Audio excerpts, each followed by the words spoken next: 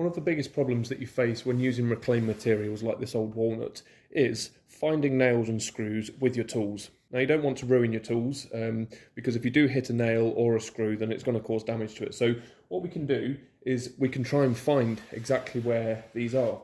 Now some people would suggest using magnets. So if we just run this around, it takes a bit of time. We can see there's one there.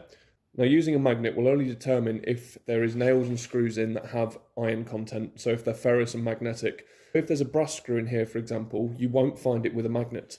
But using one of these, which is a stud detector, okay, now be careful when you're using this, especially if you're a stud, it can just go off when you're around. We don't want that. So we'll set this onto metal. This will detect all different types of metal from iron, brass, copper, etc. Let's go back to where the magnet struck. There we go, we've got another one.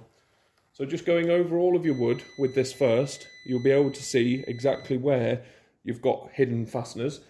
If we just turn this over, we can actually see where you've got the dados cut in here.